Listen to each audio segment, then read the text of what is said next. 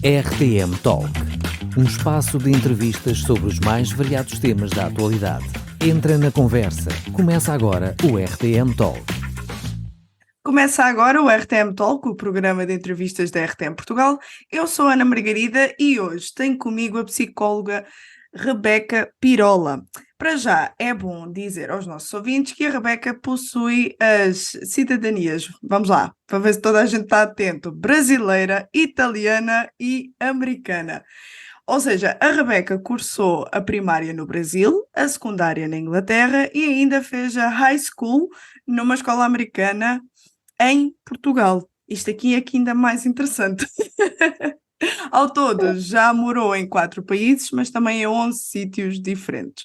É casada e mãe de 2 adolescentes e todos na sua família são cidadãos de terceira cultura, o que nos leva ao assunto de hoje. Por isso, Rebeca, seja muito bem-vinda e obrigada por teres aceito o nosso convite. O prazer é todo meu de estar aqui nesse bate-papo. Olha, então, para começar, e vamos já arrematar bem, o que é a terceira cultura? Então, a terceira cultura, esse termo é usado para definir as pessoas que passaram parte significativa do seu desenvolvimento fora da sua cultura natal ou da cultura dos seus pais. Uhum. E é um termo que, por volta de 1950, uma socióloga, Ruth Hewson, uma americana da State University, Michigan, ela começou a pesquisar. Uhum. Depois ela começou a trabalhar com empresários que tinham ligações entre Estados Unidos e Índia, e os filhos desses empresários chamaram a atenção dessa socióloga. Foi aí que começou todos os estudos. Fantástico, então foi mais ou menos nessa época e com essa socióloga que se começou a falar tanto das crianças de terceira cultura. Isso, foi nessa época que ela e o marido viram que havia uma grande parte da população, que são as pessoas que acompanham pessoas que têm essas transições por trabalho, dependendo da profissão, que passavam a morar em uma cultura diferente daquela que nasceram ou da cultura dos pais. Muito bem, e já agora, quais são as características que, ao olhar para os filhos, nós podemos ver assim, ok, são crianças de terceira cultura. Que características são essas? Isso, e eu falo, Ana, por experiência, por eu ser uma adulta de terceira cultura, eu sou casada com um adulto de terceira cultura e os meus 2 adolescentes Já são... conta como quarta? Não, porque a forma que se dá a terceira é uma junção da sua cultura natal, que você herda dos seus pais ou do país de origem, e a cultura anfitriã em que você está. Então, essas crianças, essa terceira cultura, ela é diferente em todos os casos, porque pode ser uma criança que nasceu na Alemanha, está morando na África. Então, essa terceira cultura nunca é a mesma para essas crianças, porque a Ok. junção de duas e se forma a terceira cultura, que cada criança, adolescente, é muito único, essa formação de identidade. É fantástico. Eu aqui já a pensar que a Rebeca agora tinha aqui a oportunidade para iniciar um movimento da quarta cultura. Então, no meu caso, como foi muita mobilidade, eu mudei 11 vezes de país.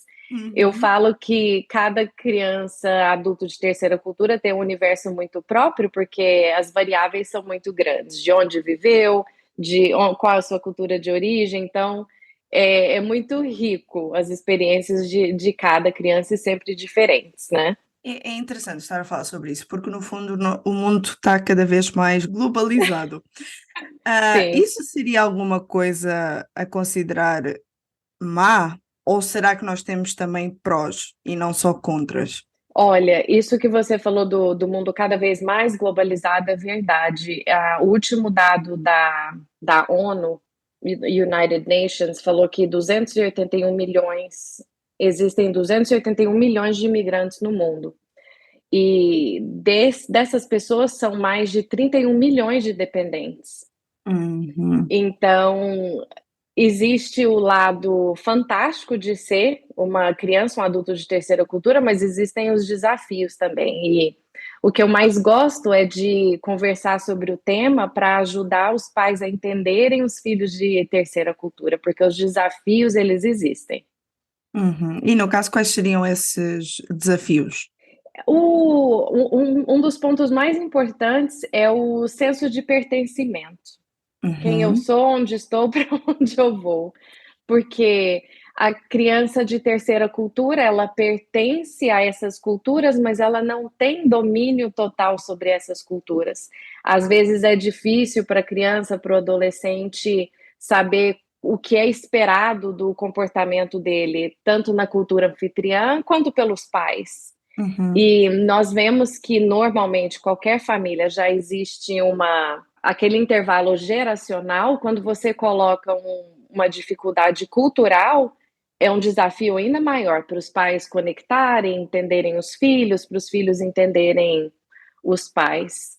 uhum, Um outro desafio muito grande que os estudos têm mostrado com crianças de terceira cultura é um luto não resolvido, porque cada transição que eles passam, as perdas são muitas. uhum. Daquilo que você costumava fazer, comer, convívio com a família, convívio com amigos, e às vezes esse processo de luto, ele não é bem resolvido para essas crianças, adolescentes, porque o que eu mais ouço falar, Ana, é: criança tranquilo.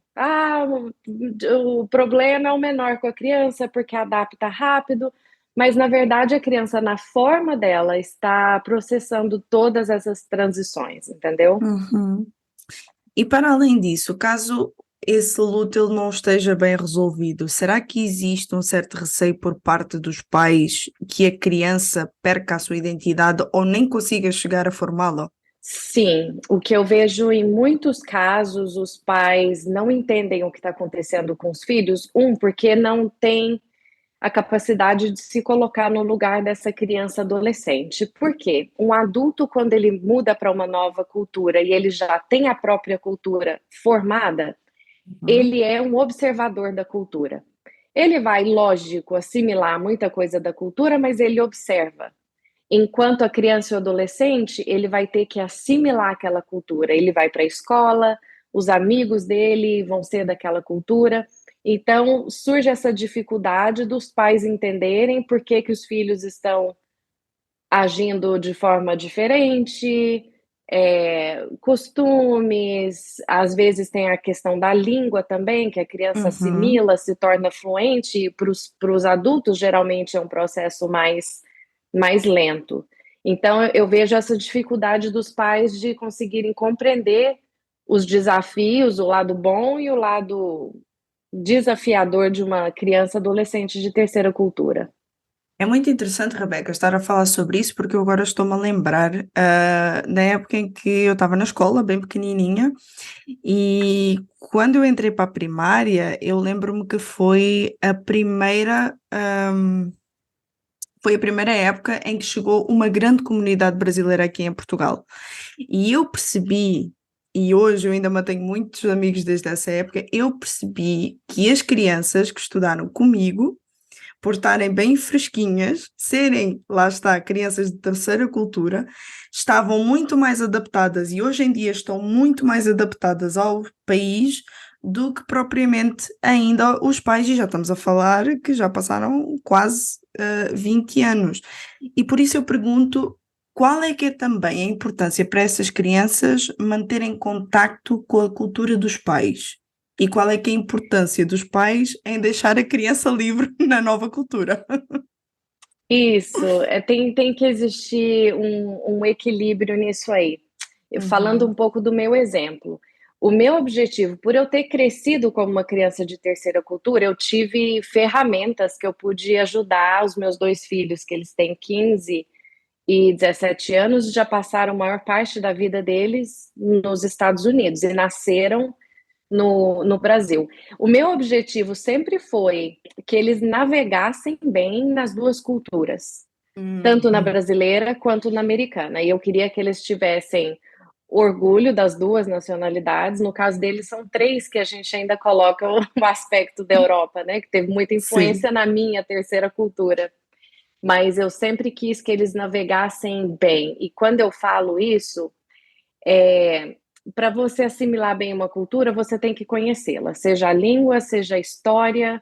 Então, eu sempre encorajei os meus filhos a conhecerem o Brasil, por que fazem das coisas o jeito que fazem, porque o Brasil é do jeito que é, mesma coisa com os Estados Unidos, por que fazem as coisas do jeito que eles fazem, qual é a história, o que é o significado de datas comemorativas, porque eu não quero que os meus filhos se sintam que não são parte, nem da cultura de origem, nem da cultura anfitriã.